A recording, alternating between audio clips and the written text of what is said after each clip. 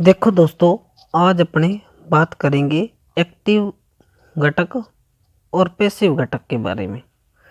तो एक्टिव घटक होते हैं वो ओम के नियम का पालन नहीं करते हैं, जबकि जो पैसिव घटक होते हैं वो ओम के नियम का पालन करते हैं।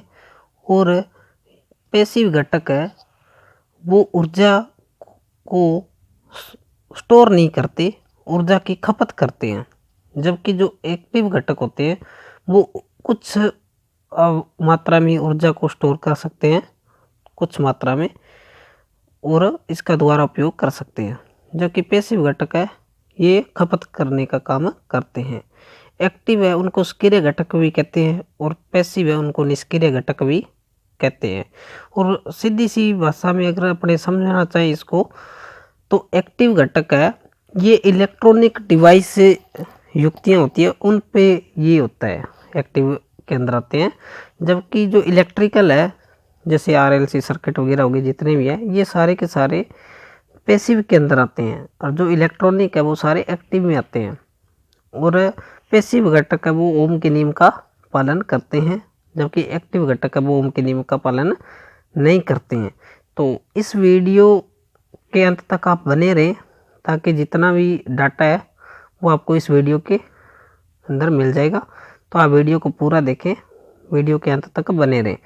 तो अपना पहला है ट्रांजिस्टर। ट्रांजिस्टर में आपको दिखाई दे रहा है कि ट्रांजिस्टर की जो संरचना होती है वो ऑरेंज कलर की होती है और इसके अंदर 3 टर्मिनल बाहर निकलते हैं, ई, बी और सी, एमिटर, बेस और कलेक्टर। तो इसके अंदर 3 सिरे होते हैं जो बाहर आपको दिखाई दे रहे हैं, और इसका सिंबल आगे बना हुआ है, और जिसमें तीर का निशान अंदर की ओर होता है वो पीएनपी होते हैं, और बाहर की ओर निकलता है वो एनपीएन ट्रांजिस्टर होते हैं।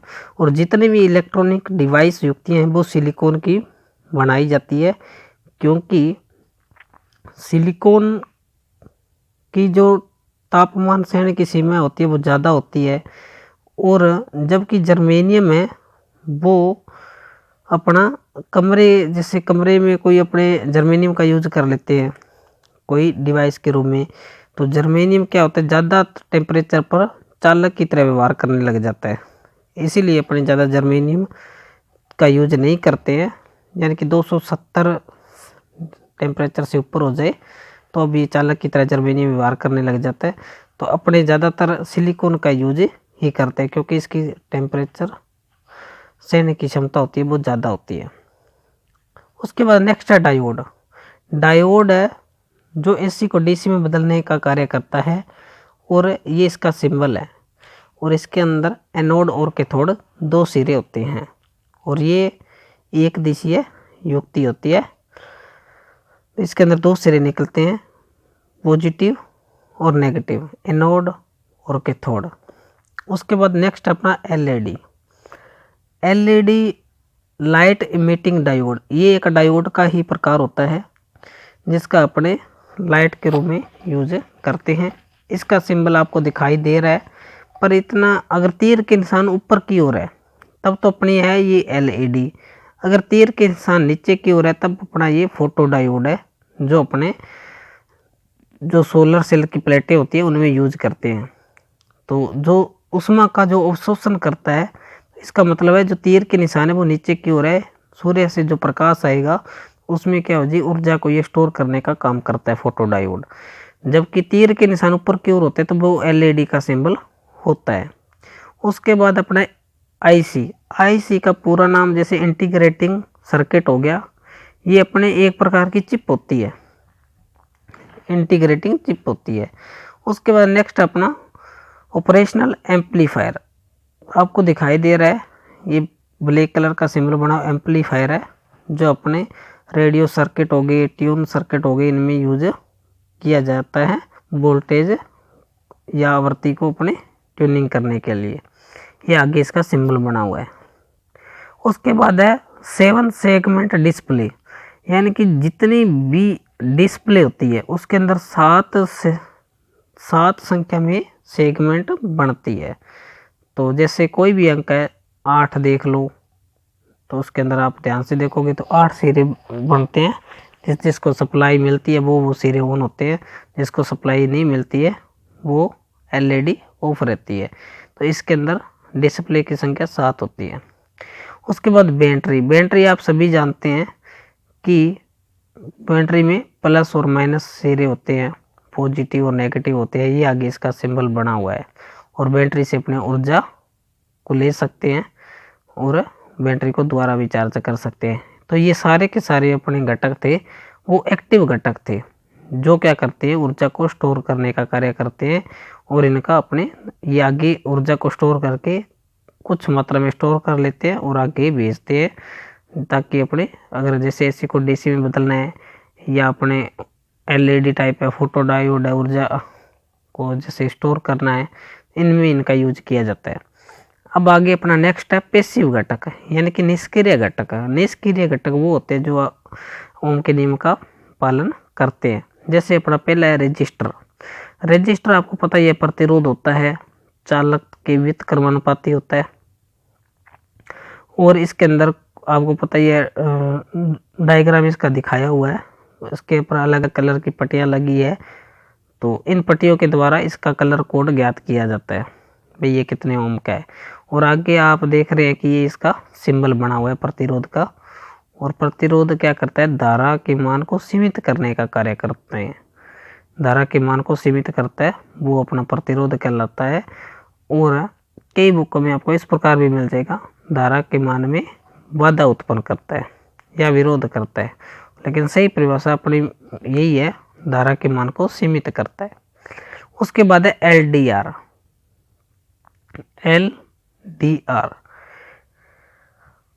उसके बाद एलडीआर है, वो सिंबल आपको दिखाई दे रहा है और उसमें तीर का निशान नीचे की ओर है। ये एक प्रकार का रजिस्टर होता है, लाइट डिपेंडेंट रजिस्टर होता है, पूरा नाम है इसका। और जैसे जैसे इसमें क्या होता है, लाइट पड़ती है तो इसका तापमान क्या होता है, तापमान यानी कि जैसे जैसे लाइट पड़ेगी वैसे वैसे इसका प्रतिरोध घट जाएगा, और प्रतिरोध घट जाएगा तो चालकता बढ़ जाएगी। और इसमें तीर का निशान नीचे की ओर होएगा, जबकि एलईडी में ऊपर की ओर होता है। थोड़े मिलते जुलते वर्ड है एलईडी और एलडीआर। उसके बाद अपना थर्मिस्टर। थर्मिस्टर में 2 सिरे बाहर निकलते हैं, तो ये अपना सिंबल के अंदर दिखाई दे रहा है, आगे सिंबल बना हुआ है। उसके बाद कैपेसिटर है।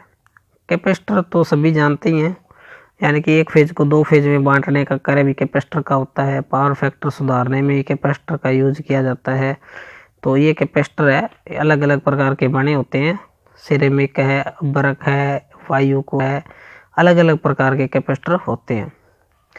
तो अब्रक का भी होता है। तो आगे इसकी 2 प्लेटें बनी हुई है जो टिन और एल्यूमिनियम की बनी हो सकती है।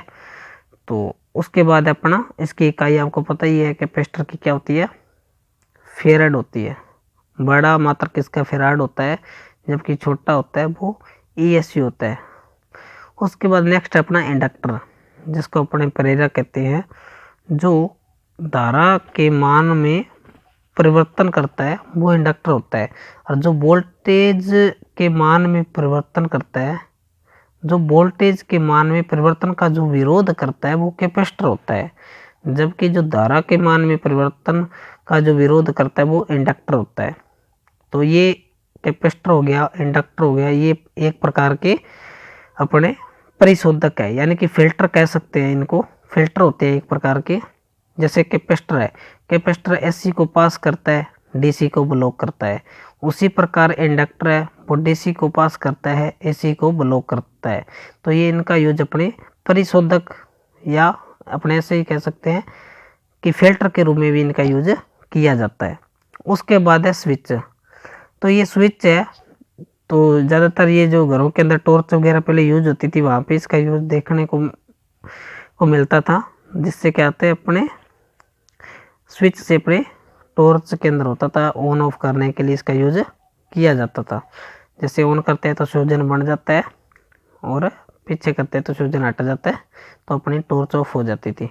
तो ये अपना स्विच है, जो ये नियंत्रण यानी कि कंट्रोलिंग डिवाइस के अंदर ये युक्तियाँ आती है, स्विच वगैरह।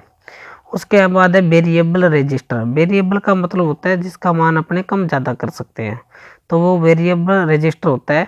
ये अपने यूरेका या मैग्नीन के बने होते हैं। जैसे अपना पंखे का रेगुलेटर हो गया, ये सारे के सारे वेरिएबल रजिस्टर होते हैं जिनका मान अपने कम ज़्यादा कर सकते।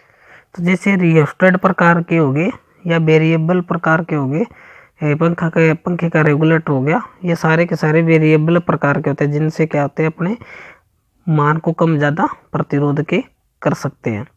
जैसे अपने देखा होगा रेगुलेटर के अंदर जब अपने स्पीड पंखे की बढ़ानी होती है तो प्रतिरोध घटता है, तब स्पीड बढ़ जाती है, अलग अलग स्पीड पर होता है।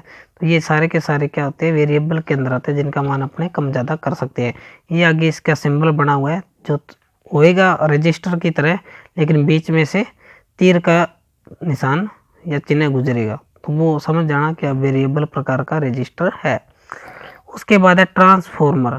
ट्रांसफॉर्मर आपको पता ही है कि जो वोल्टेज को स्टेप अप या स्टेप डाउन करने का काम ट्रांसफार्मर का होता है, और ये अलग अलग प्रकार के होते हैं। अन्योन्य प्रेरण के सिद्धांत पर यह कार्य करता है। तो ये थी आज की अपनी छोटी सी वीडियो, उम्मीद करता हूँ आपको पसंद आई होगी। तो ज़्यादा से ज़्यादा वीडियो को लाइक शेयर और सब्सक्राइब जरूर करें। इसी प्रकार इलेक्ट्रिशियन थ्योरी से संबंधित डेली 5-10 मिनट की शॉर्ट वीडियो आपको इस चैनल पर मिल जाएगी। तो आप वीडियो को ज़्यादा से ज़्यादा लाइक शेयर और सब्सक्राइब जरूर करें। मिलते हैं अपने नेक्स्ट टॉपिक में, तब तक के लिए धन्यवाद। जय हिंद, जय भारत।